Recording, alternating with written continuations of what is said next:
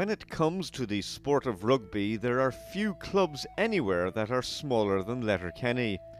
Those involved with the team face problems that will be familiar to people involved in fringe sports everywhere. Rugby's popularity in northwest Ireland is minimal.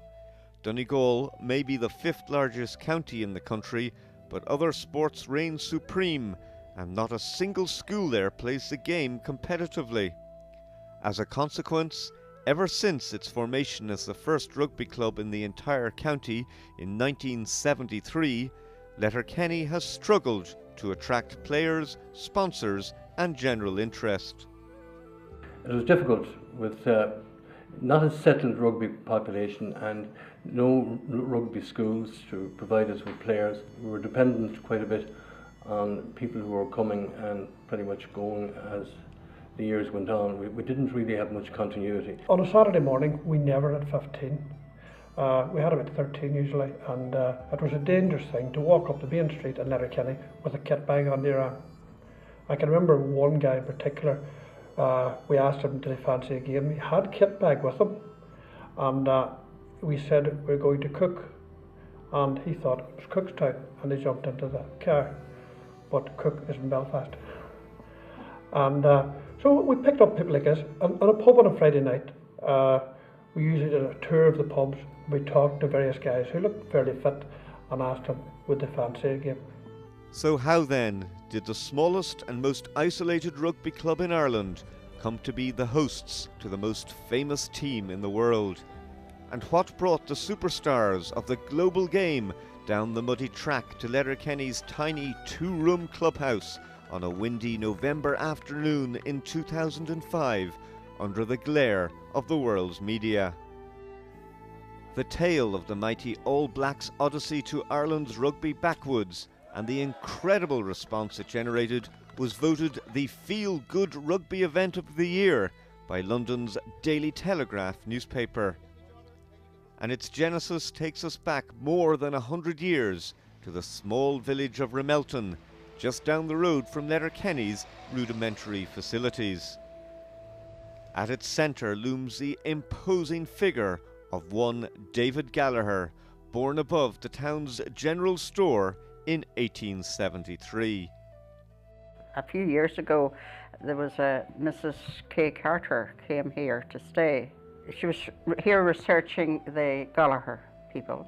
She said they had a draper's shop in Ramelton, and she produced a photograph of the shop. And I said, that's this house. So that's the way it came about. It would soon be the 100th anniversary of her great-great-uncle, Dave Gallaher, who was captain of the All Blacks.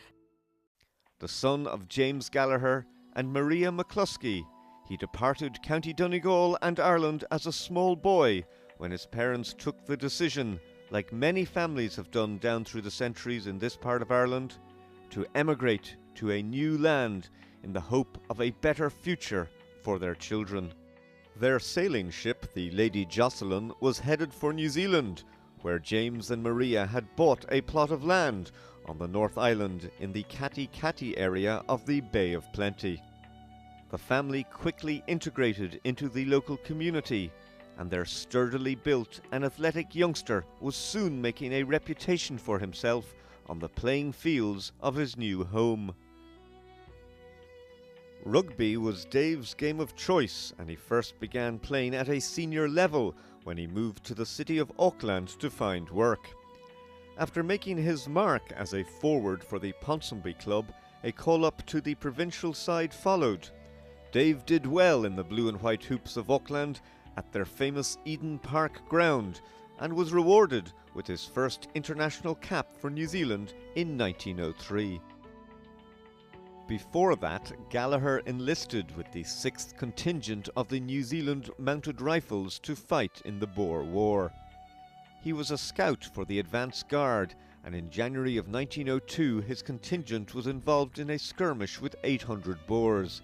But his leadership qualities helped him to survive. Gallagher distinguished his service by winning the Imperial South African War Medal and the South African Medal. He was also promoted to the rank of Sergeant Major. His first international for New Zealand in 1903 was also the country's first competitive match against their neighbours Australia. Dave played at hooker as his adopted country thumped the Wallabies 22 points to 3. It was a formative period for rugby in the region, and a short while later Dave Gallaher again found himself on the winning team as New Zealand faced the British Lions for the first time. The 6-foot-tall refrigeration worker next played for New Zealand 2 years later in 1905. He had been installed as captain of the team, and he could not have assumed leadership at a more crucial or challenging time. New Zealand's rugby administrators had taken the momentous decision to send their national side on the long journey to Europe for a lengthy tour, which included their first ever outings against Wales, England, Scotland and Ireland. These home nations were the superpowers of world rugby, and few outside New Zealand gave Gallagher's men even the slimmest chance of success.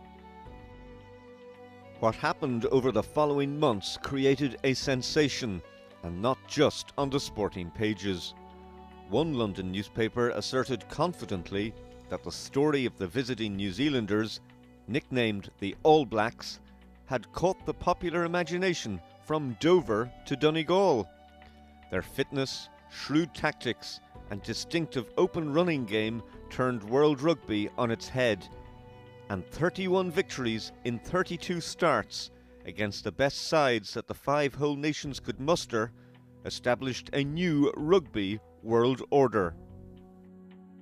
Dave Gallaher would become a national hero in New Zealand as a consequence of his crucial role, but the effect of the 1905 tour on a fledgling nation transcended sport. Tens of thousands thronged the dockside in Auckland to welcome the team home. The tour's success established New Zealand as the premier side in world rugby and the sport forever as that country's national game. New Zealand would never forget the memory of this first All Black side, whom they dubbed the Originals, in recognition of their pioneering achievements. Dave Gallaher retired from playing on his return and embarked on a successful rugby management career as a selector with Auckland and later the All Blacks. The architects of the All Black Revolution, Dave Gallaher and Vice-Captain Billy Stead, put pen to paper and authored the first comprehensive reference book on the sport of rugby football, The Complete Rugby Footballer. 100 years after it first went to print, rugby players and coaches in New Zealand still refer to this historic book. Having lost 2 brothers in the Great War, he enlisted for service, despite being officially too old to fight. He was killed in Belgium on October 3rd, 1917, a heroic sacrifice that sealed his place in New Zealand history. Domestic and international rugby trophies have been named after him, whilst books and documentaries have highlighted his achievements as the father of the All Blacks and one of the greatest names in the sport. The Auckland Club Championship has been played for the Gallagher Shield, and the New Zealand and French rugby unions inaugurated the Dave Gallaher Trophy as the prize for tests between the 2 countries. Finally, Dave Gallaher was recognised in 2005 by the international rugby community when he was inducted into the International Rugby Hall of Fame. This is the highest accolade for any international rugby player. Gallagher was inducted along with 11 other rugby legends, sealing his status as an all-time great. But back in the land of his birth, Gallagher's achievements and his Donegal roots had long been forgotten. The small band of enthusiasts in his home area struggling to promote the game he loved did so oblivious to the fact that a legend of world rugby had been born just miles from their ground. Then, A Christmas get-together and the chance discovery of an old newspaper clipping spurred a series of coincidences which set Letterkenny Rugby Club on a course that only the most outrageously optimistic might have thought possible. Back about 10 years before, I'd seen an article in the Sunday Tribune newspaper about an All Black who had his roots in Donegal and was born in Ramelton. We didn't know anything more about him other than that. And I dug out the article, and we did a bit of research on the internet, and we were astounded by what we discovered. You know, not only was this guy, he was certainly born in Donegal, not only was he an All Black, but you know, he was one of the most, if not the most famous All Blacks ever. And in fact, he was one of the founding fathers of the modern game of rugby, and yet nobody in Donegal knew it. As the club began to research the Gallagher name and gradually discovered just what he'd achieved, it was astounded, and it was also appalled that Irish sport had failed to afford a giant of world rugby any recognition. Although its resources were limited, the Letterkenny club was determined to address this historical oversight. It was agreed that the club crest, which had been worn with pride for 3 decades, would be altered to pay tribute to Gallagher. The rugby enthusiasts also decided to approach the owner of the house in Ramelton where Gallagher was born and ask if a plaque could be erected noting his remarkable achievements. Finally, as the club's new ground development took its first fledgling steps, Letterkenny Rugby Football Club members concluded that it should be called Dave Gallaher Memorial Park. We realised that Dave Gallaher was born in 1873, exactly 100 years before the formation of our club. Last year, 2005, was exactly a 100-year anniversary of the tour of the originals, of which obviously he was captain. So there was 2 massive coincidences there straight away. And we took I suppose, a brave decision for a club. We decided that we would be proactive and honour the man before we decided to do anything else. So we took the decision at club level that we would redo our crest and incorporate his name and his date of birth. As fate would have it, one of those involved in the commemoration project was scheduled to visit New Zealand for the British and Irish Lions Test Series 5 months ahead of the All Blacks' trip to Ireland. It didn't take long for little Letterkenny to decide that they should approach the All Blacks and invite them to Donegal. You know, many people would have given us a 100-to-1 chance of ever having an audience with them. We'd worked hard on our presentation. You know, it was a good thing for the All Blacks to consider doing. They had paid many visits to Dave Gallagher's grave in Belgium, but nobody from New Zealand or the New Zealand Rugby Football Union or no All Blacks had ever been to the place where he was born. So in effect it was sort of closing the circle and finishing the Dave Gallaher story in a complete tribute. Once Robbie got in front of the executive members of the All Black Committee or the New Zealand Rugby Union, that's when doors started to open for us, and that's really how I suppose the whole visit of the All Blacks started to gather momentum.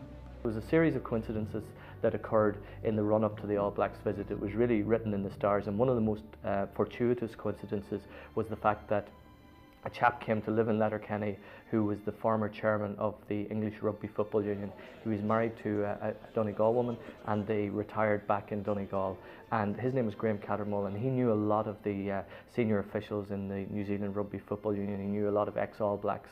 And whilst I was out there, I brought my laptop with me with my presentation on why the All Blacks should come to Donegal and why they should honour the memory of Dave Gallaher. And Graham battled away in the background, making phone calls, sending emails, and I remember the day I think I was travelling on the ferry from the South Island to the North Island, and I got a text message from Graham telling me that I needed to get myself into Wellington and down to the New Zealand Rugby Football Union headquarters at the docks on a particular morning to make my pitch to the New Zealand Rugby Football Union. As Letterkenny's delegate waited at New Zealand Rugby Union headquarters in Wellington on a June morning, he couldn't help but notice a huge team photo montage dominating the reception area. It contained the faces of more than 1,000 players, everyone in fact who's ever been an All Black. I went into the New Zealand Rugby Football Union headquarters, a beautiful reception area, marble floors and so on. And there's just one feature that dominates the entire room, and that's a large montage photograph. It's like a team photograph, but there's about 135 or many hundreds of faces in it, and those are the faces of all the All Blacks that ever were, right from the first All Black side in 1905, captained by Gallagher. And I went in there and I looked at it, and immediately I could see right at the centre of the photograph, holding the team ball, was Dave Gallaher with his distinctive moustache. And I thought, you know, well, I'm in the right place here anyway. That feeling was confirmed just some weeks later when a fax arrived from New Zealand. It notified Letterkenny Rugby Football Club that representatives of the New Zealand Rugby Union wished to take up their invitation to visit Letterkenny and Ramelton, and to officially open Dave Gallaher Memorial Park and unveil a plaque at his Ramelton birthplace. And even though New Zealand teams traditionally do not have mascots, it was confirmed that one Donegal child would get to step out alongside the All Blacks on the pitch at Lansdowne Road, wearing the same silver fern and black shirt immortalised by Dave Gallaher and his team a century earlier. And so began a frenzied period of organising, as a small club with less than 60 active members, the planning of one of the biggest sporting events in Donegal's history. And although Letterkenny RFC realised that the arrival of the biggest team in the sport was likely to create a bit of a stir locally, they had no idea that their visit would fire the imaginations of rugby supporters across Ireland and indeed the world. The All Blacks party travelled by plane from Dublin to City of Derry Airport, where they were greeted by eager autograph hunters, well aware in advance of the importance of this occasion. Then it was on to Donegal by bus, with the first stop being Letterkenny. On a cold and miserable day, they finally drove into the Letterkenny Rugby Club grounds. There was a massive media presence, with club officials also out in force to welcome the All Blacks. For the visitors, the significance of the event was beginning to become evident.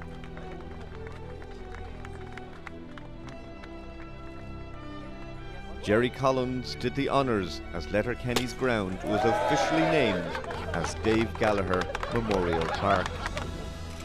Ladies and gentlemen, it is a historic day for Letterkenny Rugby Club. Thank you All Blacks for coming and opening or naming our pitch the Dave Gallaher Memorial Park. Every time a young person runs onto this park, when it eventually is finished, they'll be commemorating the name of Dave Gallaher. So this is a historic day for us. We cannot say to these players how much this means to us. How widely held is Dave Gallaher back home in New Zealand? You know, he's probably the root of the All Blacks. You know, he was here at the beginning, and I suppose the legend started with him. So that pretty much says it all. So. Next stop was the Letterkenny Institute of Technology, where thousands were in attendance. Now it was becoming clear how the All Blacks' visit had gripped the imagination of the local public. Letterkenny had never witnessed anything like this before. The mighty All Blacks were in town.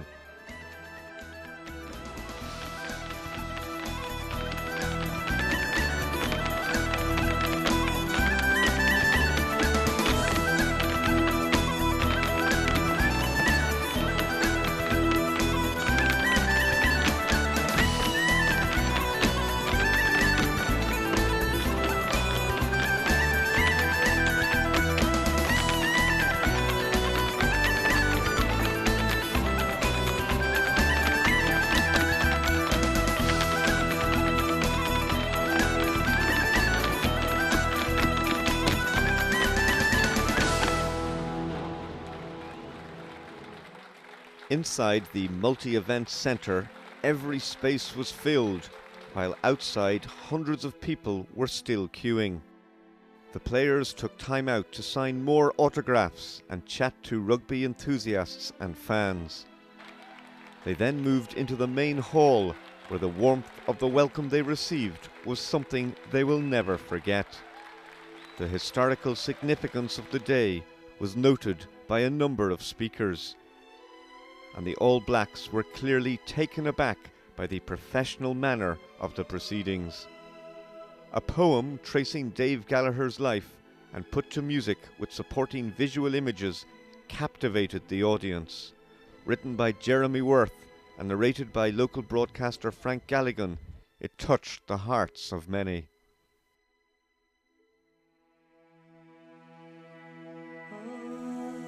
Through the mists of time a figure stands tall, an all-black legend from Donegal. This man had power, poise and pace, an iron man with an honest face. Smart as a fox he soon rose to fame, a soldier's instinct in a magnificent game. Hard as nails, strong and fast, a superhuman with an unlikely past. The name of Gallagher still rings aloud, a century on from the original crowd. Dave was a hero, a leader of men.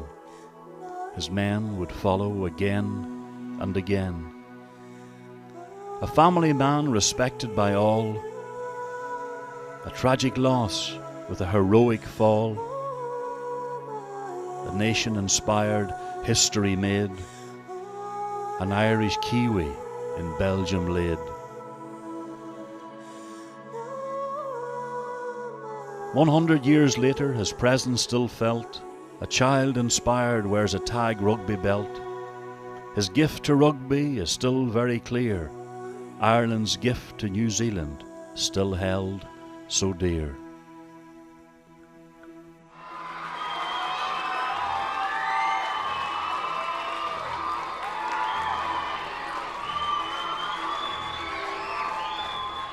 The players then went outside for a light coaching session with hordes of youngsters anxious to get a few moments with some of the stars from the world of rugby. The players also did a number of media interviews and posed for countless photographs. For many of the youngsters, this was a once-in-a-lifetime opportunity to play with a rugby hero. It was a moment they will never forget. They then went on to Ramelton, 10 minutes drive away, the birthplace of Dave Gallaher. The population of the small village had come out in force. Having mingled with the local people briefly, they went to Dave Gallaher's home, where Tana Umaga unveiled a commemorative plaque to huge cheers.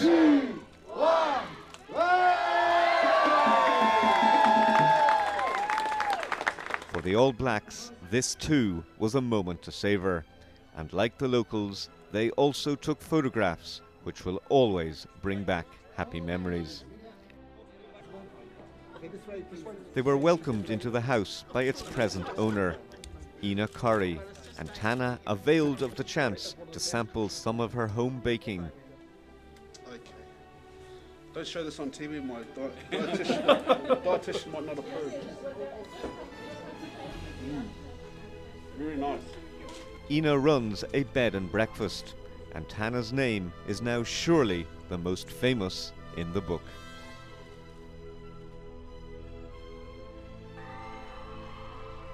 Moving swiftly along, the All Blacks' next call was to the nearby town hall, where once again they received a rapturous welcome. We never thought in our wildest dreams about the reception we'd receive. Well, I kind of had a thought that it involved a lot of rocks being thrown my way, but I'm glad I was proven wrong, and so for my wife and family. And as the All Blacks coach travelled back to Dublin, a full 4 hours behind schedule, there was no talk of faulty itineraries or fatigued players. The events of a memorable day and the incredible warmth of the reaction they had received in Donegal had made an impact with these professional sportsmen. To a man, they acknowledged that they had been part of something very special indeed. Impressive, very impressive. humbling, really. Just we were just talking about how amazing it was that the All Blacks come to town and in a foreign country, and just the reception that we got. It was just amazing, and like I said, we're very humble to know what the All Black jersey means in this part of the world. And does it mean a lot for you as the captain of the All Blacks to come to a place where another captain of the All Blacks was born?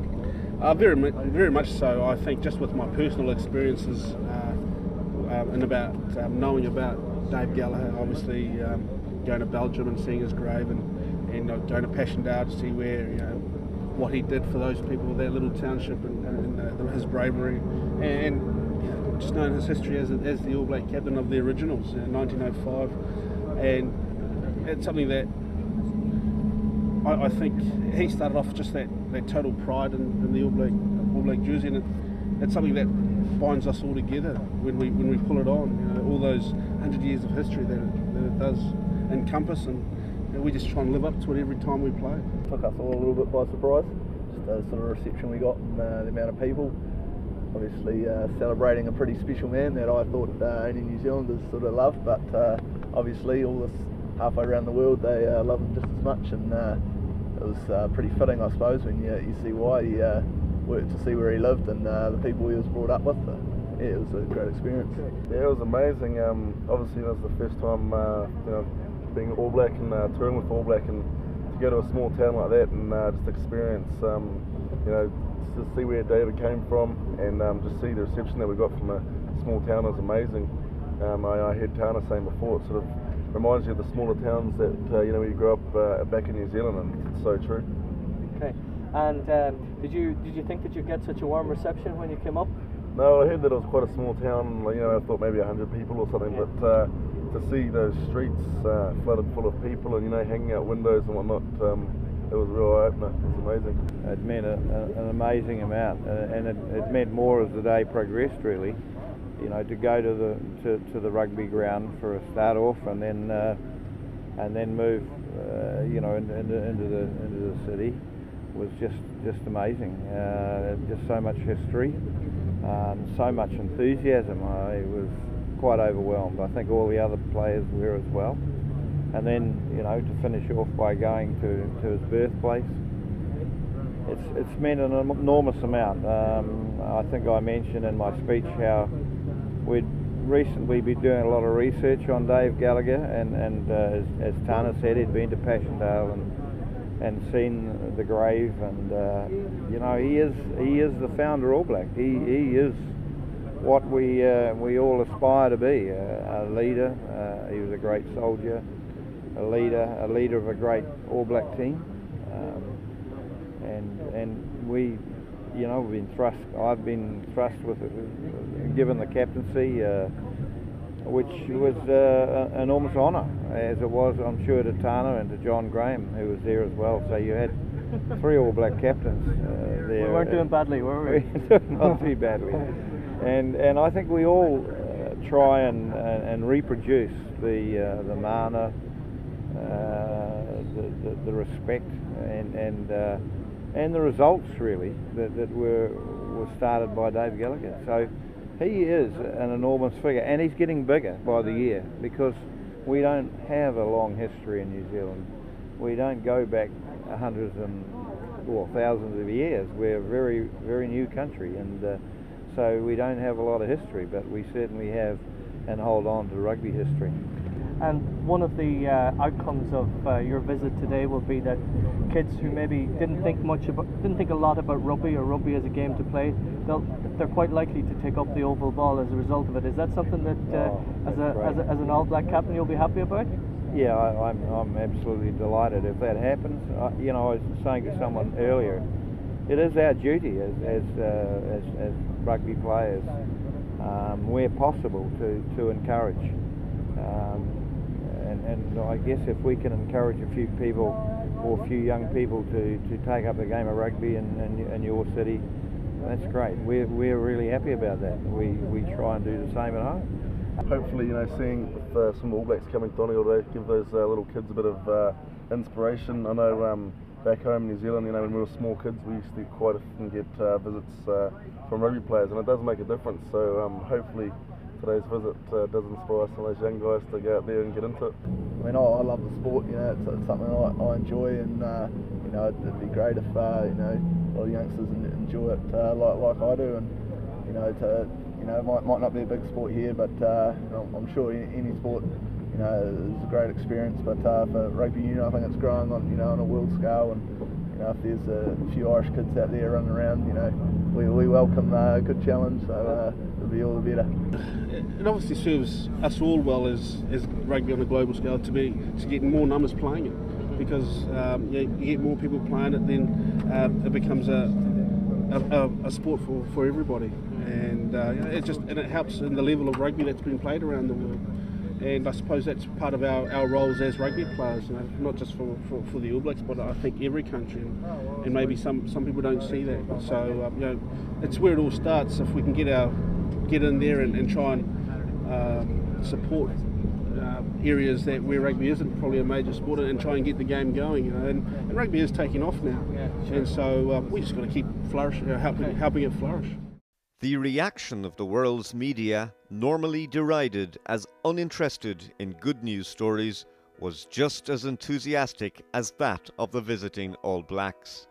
The journey to Letterkenny not only received extensive blanket coverage on radio and in newspapers across Ireland, but it also repeatedly featured in Britain and New Zealand. Today's visit to Letterkenny and Ramelton has been a wonderful tribute to the first All Black captain, Dave Gallaher. It's the day the Grand Slam tour came to the people, and they loved it. Hamish Mackay, Letterkenny, 3 News. And it also made headline TV news. And we begin with news of rugby this evening, and it was of course a huge occasion in Donegal today, where New Zealand captain Tana Umaga and several of his team colleagues were in the county for the official opening of the Dave Gallaher Memorial Park at Glebe in Letterkenny. Well, we can go over to Ramelton now, where we join our Northwestern correspondent Eileen Magnier. 6 All Blacks made the trip to Donegal to honour the first All Blacks captain, Dave Gallaher, who was born in Ramelton. Jerry Collins. It was brilliant. There was a great buzz about it. I think it's probably one of the best sporting events that we've ever covered, because it had everything in it. You had controversy, you had major international sporting figures, you had huge public reaction and just interest from everybody. We got stories on our main bulletins, we had live inserts, and we got huge feedback from people. It was a fantastic event because it was local, but it was international at the same time.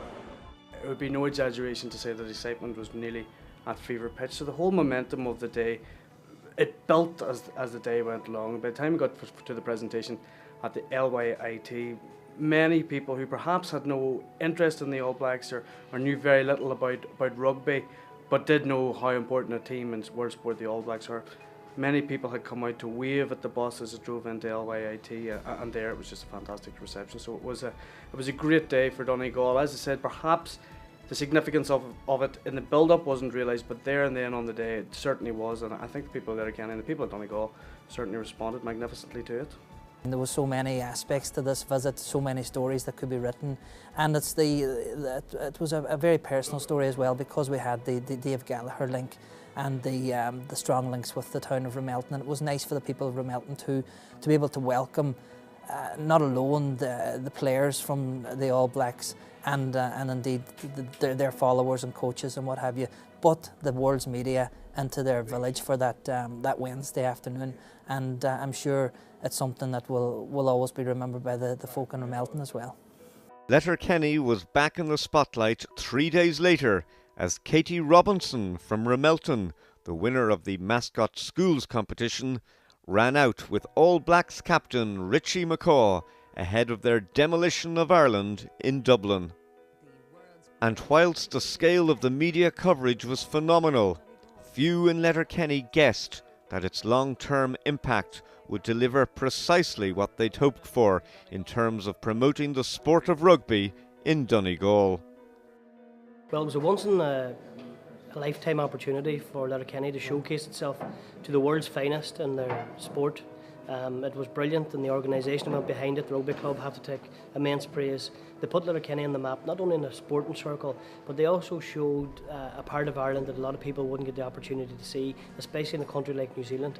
I've spoken recently to a counsellor that came over from New Zealand, Pat Kelly. He was able to tell me his testimony then that New Zealand had embraced this whole aspect of Dave Gallaher, who is an unbelievable person and the regard held by the people of New Zealand. So what it's really done is, obviously the sporting links are very important, but it's opened up far more culturally, it's opened up far more in a tourism benefit, but it's also opened up friendships from one end of the world to the other end of the world. First, the club sent their first team's coach to New Zealand as a guest of the Auckland Rugby Union, arguably the most famous and professional in the country. It then received an invitation for two of its most promising players to visit Dave Gallagher's Ponsonby club, a place that had produced more All Black internationals than any other rugby team in New Zealand's history. I learned basically how to tackle a lot harder, as you've seen during the Lions test as well, the big hits that were going in against the Lions, and that's basically the emphasis is put on hard hits in the contact area, and I learned a lot about that, and I improved my ball handling skills and just how to read the game properly, New Zealand style. One of the reasons why we were sent over because of Dave Gallaher playing for Ponsonby and being from Ramelton, so it kind of brought it home when you saw the Gallagher Shield being lifted all the way across the world, and that man, the name, he's Irish, like he's from this area, so that was the best thing about it, I think. I got the opportunity to go over to Auckland and visit Auckland Rugby Club, which really is the #1 spot for rugby enthusiasts in the world, and if you want to learn, that is the place to learn.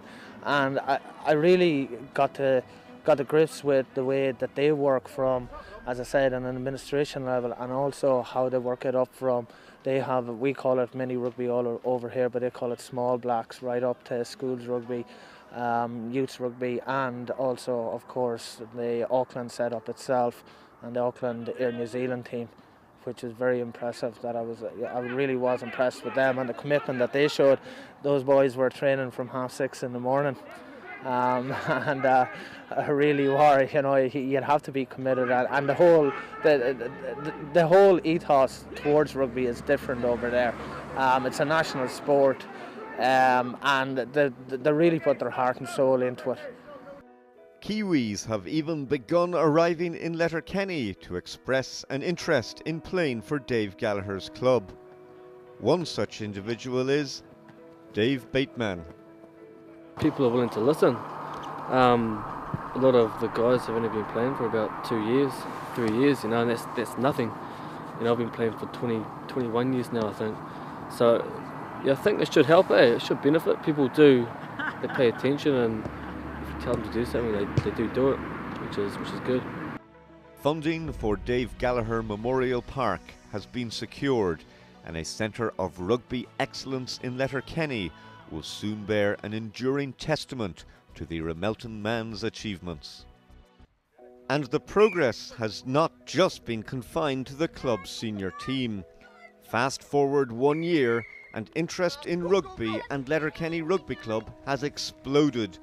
Such has been the demand by youngsters to play the sport that a host of underage sides have been set up to cater for kids who aspire to being the next Tana Umaga or Brian O'Driscoll. Even the under-6s have got in on the act, with huge numbers turning up with their parents for a recent morning session. These young fellas that are playing with our club are true dyed-in-the-wool rugby players now. So for them to, have contact with the greatest rugby team in the world is an unbelievable thing. And of course they were inspired by it.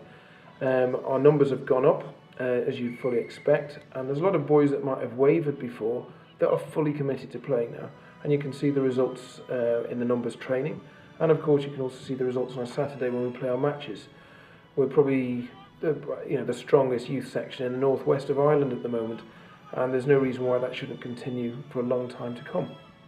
Give it time. The underage rugby players around here, they're pretty good. I think give them a couple of years and there will be a deep hunger for rugby here. The game sells itself. There's a discipline involved in rugby which I think parents are very positive about. The enjoyment of playing rugby is something which is pretty obvious. And of course success breeds success. So a lot of these boys now are used to winning. They're used to training. They like keeping fit. They all socialise with each other very well. And you know, the team spirit amongst all the teams is very strong. So I think we've now gone past the stage of having to persuade people to play rugby. I think our challenge now is to make sure that we're organised enough to deal with the appetite that's out there. But you know, to see them all coming off the pitch, having won another game, winning leagues, that sort of thing, you know, you can see the success is already there. The centenary of France against the original All Blacks in 1906 was marked by the Fédération Française de Rugby, the French rugby union, who issued a commemorative programme and match ticket. In both, Gallagher loomed large. And as 80,000 spectators took their seats at a sold-out Stade de France, each individual was handed a bilingual leaflet. It asked all at the game to recall Dave Gallaher's unique contribution to the French nation and noted that having made the ultimate sacrifice in war, he is now permanently rested in France. The All Blacks paid their own unique and thoughtful mark of respect, as they so often do when addressing their sporting heritage, and the team drew direct inspiration from Letterkenny Rugby Club when doing so. Prior to the game, the squad wore 22 specially printed one-off t-shirts. Each bore the great man's image, and, as can be seen in this photo of star out-half Dan Carter, a piece of verse. Who would have thought that a person born in Donegal would emigrate halfway around the world over a century ago and go on to captain the All Blacks? And who would have thought that a small rugby club in Letterkenny would name their new ground after a rugby legend? And who would have thought that the All Blacks would visit Donegal to find out more about Dave Gallaher? He has made a huge impact on the game, both in New Zealand and also in Donegal, where the game of rugby is now about to enter a new era.